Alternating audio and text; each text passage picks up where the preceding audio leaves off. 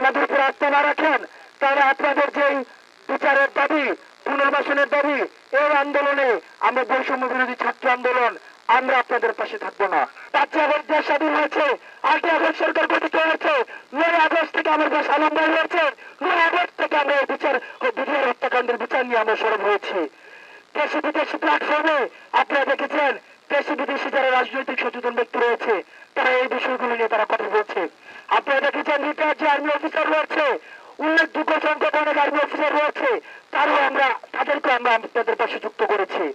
তাদেরকে পাশে নিয়ে আমরা একটি সুস্থ এবং সর্বজন গ্রহণযোগ্য একটি বিচারের দিকে যাচ্ছি।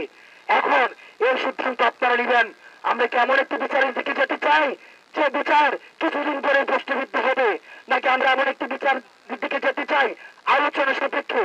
আমরা কিন্তু আপনাদেরকে বলেছি আপনারা যে কমিশনটি করেছে এই কমিশনের ধারা নিয়ে আপনাদের প্রশ্ন রয়েছে, আপনাদের আপত্তি রয়েছে, আমরা সেই আপত্তিটাকে আমরা আমলে নিচ্ছি।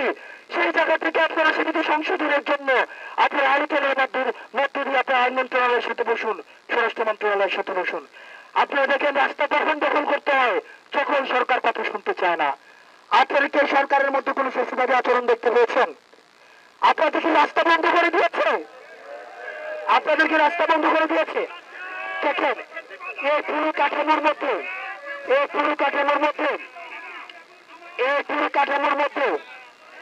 আপনারা 16 বছর অপেক্ষা করেছেন, আপনারা 16 বছর ধৈর্য ধরেছেন, আপনারা 16 বছর রাস্তায় আসতে পারেন নাই।